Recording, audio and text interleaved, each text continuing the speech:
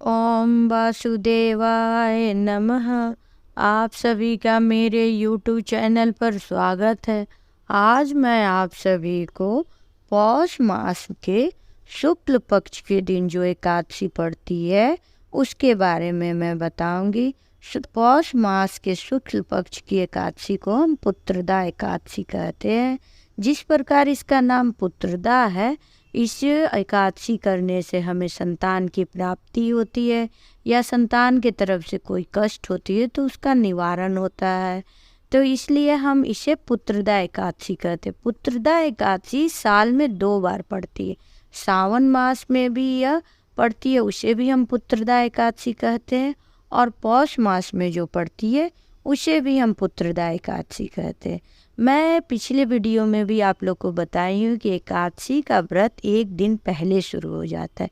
इस बार पुत्रदा एकादशी 21 जनवरी 2024 को पड़ रही है।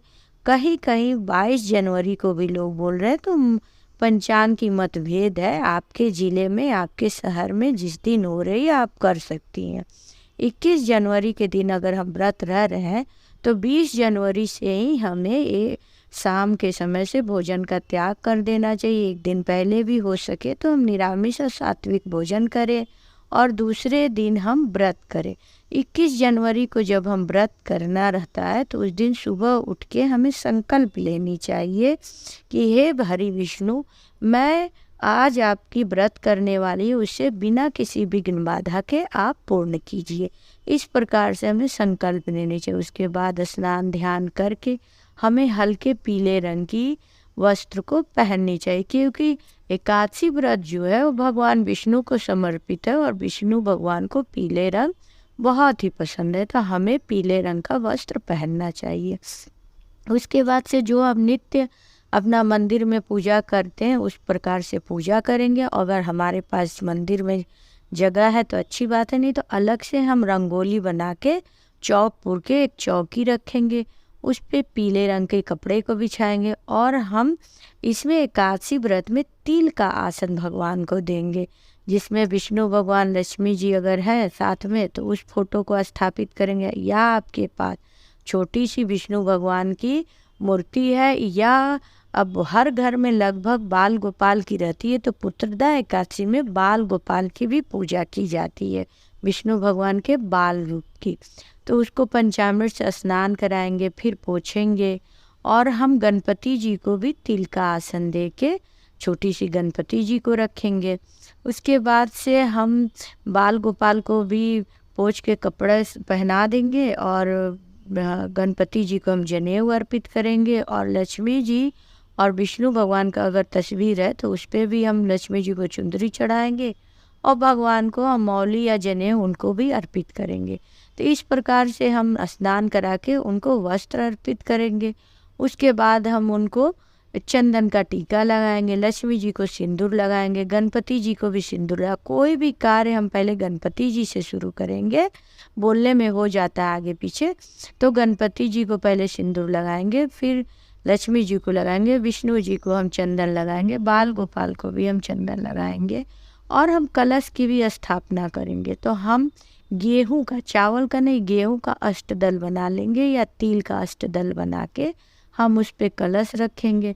कलश के कंठ पर हम कलावा बांध देंगे, उसमें दुर्बा, हल्दी, सिक्का, सुपारी डाल देंगे और उस पे हम तिल से भरा हुआ प्लेट रख देंगे, उसके ऊपर दीप रख देंगे। अगर आपको श्रीफल रखना है तो आप नारियल भी रख सकते हैं और उसमें पान का पत्ता रखिए या आम का पल्लू भी रख के कलश की भी हम स्थापना कर लेते हैं। पुत्रदा एकादशी में एक और बात होती है कि गाय और बछड़े का हमें पूजा करनी चाहिए, क्योंकि ये पुत्र के लिए होता है। तो गाय माता का तो अलग ही पुत्रों के लिए महत्व है, तो गाय का मूर्ति लगभग हर घर में होती है, गाय बछड़े का, उनकी भी हम स्नान ध्यान करा के सिंदूर लगा के गौ माता को भी वस्त्र अर्पित करेंगे, उनको भी तिल का आसन दे के उनको भी रखेंगे, फिर सबको फूल समर्पित करेंगे। उसके बाद इस दिन गाय से बनी हुई मिठाई, गाय के दूध से बनी हुई मिठाई हम चढ़ाएंगे या गाय का घी चढ़ाएंगे या गाय से बनी हुई दही है, कुछ भी है, मतलब गाय के दूध का महत्व है पुत्रदा एकादशी में, वो हम चढ़ाएंगे। फिर जो मौसमी फल है वो फल चढ़ाएंगे। उसके बाद हम धूप दिखाएंगे, फिर दीप दिखाएंगे। इस प्रकार से हम पंचोपचार पूजा करेंगे।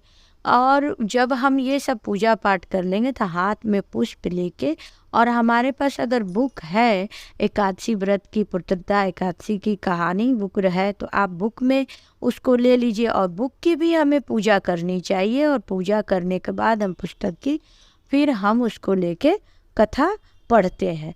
अगर किसी कारणवश हमें लगता है कि हम मतलब अगर हम माता बहन और भी अगल बगल हमारी अगर है, तो उनको भी हम पुत्रदा एकादशी का व्रत का कथा सुना सकते हैं, उनको भी हम बुला सकते हैं। पुत्रदा एकादशी का जो व्रत का कथा है हम सावन मास में भी सुनते हैं, वो भी मतलब ऐसे ही कथा रहता है। और जो पौष मास में भी हम सुनते हैं उसके भी कथा हमारी इसी प्रकार से रहती है। तो आप लोग अगर हमारे सावन मास का वीडियो देखे होंगे तो उसमें पुत्रदा एकादशी की व्रत कथा है, आप सुन सकते हैं। नहीं तो मैं फिर से आप लोगों को ये कथा सुना देती हूँ कि कैसे कथा सुने। तो हाथ में हम पुष्प ले लेंगे या तिल ले लेंगे, फिर कथा सुनेंगे। कथा इस प्रकार से है कि द्वापर युग के आरंभ में महिष्मति नाम का एक नगरी था, जिसमें महिजीत नाम का एक राजा राज्य करता था। लेकिन वो पुत्रहीन था, जिसके कारण वो बड़ा ही दुखी रहता था। उसकी कोई संतान नहीं थी। या लोक परलोक दोनों जगह में वो दुखी ही था। पुत्र सुख की प्राप्ति के लिए राजा ने बहुत उपाय किए, बहुत दान पुण्य धर्म सब किए, लेकिन उन्हें पुत्र नहीं प्राप्त हुआ। उन वृद्धावस्था आती हुई देख के राजा उन्हें बहुत ही दुख व्यक्त करते हुए सारे प्रतिनिधियों को बुलाया और कहा, हे मेरे प्रजा और मेरे जो भी मतलब मंत्रीगण है, मैं आप सभी लोगों से कुछ कहना चाहता हूँ। मेरे खजाने में बहुत से धन है, लेकिन उस धन से मैं कुछ नहीं कर सकता हूँ। मैं उससे पुत्र प्राप्त नहीं कर सकता हूँ। मैंने बहुत ही देवताओं की पूजा पाठ की, दान उपदान किया। मैंने कभी किसी देवता का अपमान नहीं किया, ना किसी से दान में कोई कमी की, कुछ भी नहीं किया। फिर भी पता नहीं क्यों मुझे पुत्र की प्राप्ति। मैं किसी दूसरे का धरोहर मैंने कभी नहीं ली, प्रजा को पुत्र समान पालता रहा। मैं अपराधी हूँ। पुत्र मुझे प्राप्त नहीं हो रहा। मैं समझ नहीं पा रहा हूँ कि मुझे ऐसा क्यों हो रहा। सबको मैं सम्मान करता हूँ, सज्जनों की सदा पूजा करता हूँ। इस प्रकार धर्मयुक्त राज करते हुए भी मुझे पुत्र नहीं है। मैं अत्यंत दुखी हूँ। राजा महिजीत की इस बात को विचार करने के लिए मंत्री तथा प्रजा प्रतिनिधि वन को गए। वहाँ बड़े बड़े ऋषि मुनियों के दर्शन किए। राजा की उत्तम कामना की पूर्ति के लिए किसी श्रेष्ठ तपस्वी मुनि को देखते फिरते रहते थे। एक आश्रम में उन्होंने अत्यंत ही वृद्ध धर्म ज्ञाता बड़े तपस्वी परमात्मा, जो मन लगाए हुए थे परमात्मा में, निराहार जितेंद्रिय, जो सनातन धर्म के गुण तत्व को जानने वाले एक मुनि थे लोमेश, उनके पास गए और उनसे पूछा। सबने जाकर ऋषि को प्रणाम किया। उन लोगों को देखकर मुनि ने पूछा, आप लोग किस कारण से आए हो? निसंदेह आप लोगों का हित करूँगा। मेरा जन्म केवल दूसरों के उपकार के लिए। और लोमेश ऋषि की वचन सुनकर सब लोग बोले, हे महर्षि, आप सब कुछ जानने वाले हैं, फिर भी हम लोग आपको बता रहे हैं। महिष्मतिपुरी का धर्मात्मा राजा महिजीत, जो पुत्र के समान सभी प्रजा को पालता है, फिर भी वो पुत्रहीन है। उन लोगों ने आगे कहा कि हम लोग उनकी प्रजा हैं और बहुत दुखी हैं। जब हमारा राजा दुखी है तो हम भी दुखी हैं।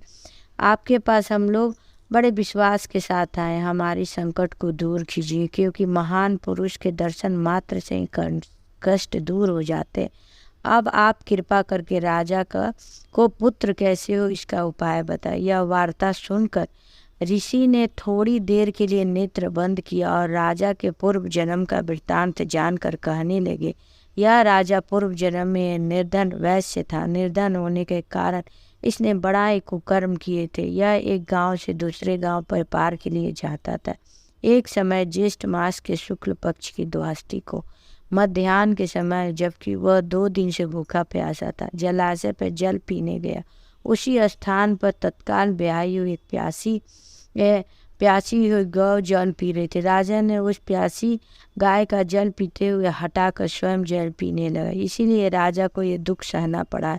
एकादशी के दिन भूखे प्यासे रहने से वह राजा हुआ और गौ की प्यास का जल पीते हटाने के कारण वह पुत्र वियोग को सहना पड़ रहा है। ऐसा सुनकर सब लोग कहने लगे, हे ऋषि, शास्त्रों में पापों का प्रायश्चित होता है, आप बताइए जिससे उनके पास पाप जो है दूर हो। डोमेश ऋषि कहने लगे कि पौष मास के शुक्ल पक्ष की एकादशी के दिन पुत्रदा एकादशी पड़ेगी। उस दिन वह व्रत करे तो उनकी सारी पाप दूर हो जाएगी और उन्हें पुत्र की प्राप्ति हुई। इसी प्रकार से सब लोग लौट के और राजा को पौष मास के शुक्ल पक्ष की जो एकादशी पड़ी उस दिन उन्हें व्रत करने को कहा, जिससे उन्हें पुत्र की प्राप्ति हुई और उन्हें अपने सुखी पूर्वक जीवन को जिया।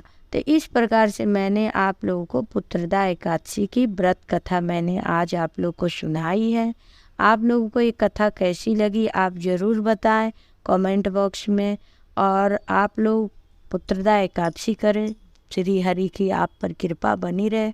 इस दिन ये पुत्र के लिए, इसलिए हम और भी उपाय कर सकते, जैसे श्री हरि का नाम जप करें, भगवत का पाठ करें, भगवत गीता का पाठ करें, हम श्री हरि का 108 नाम ले सकते हैं। बहुत से ऐसी चीज़ें हैं जो हम भगवान का कर सकते हैं। तो आप लोग ये कथा सुन के आप लोग को कैसी लगी यह हमें बताइए। और आप लोग 21 जनवरी को पुत्रदा एकादशी की व्रत कीजिए। ओम वासुदेवाय नमः।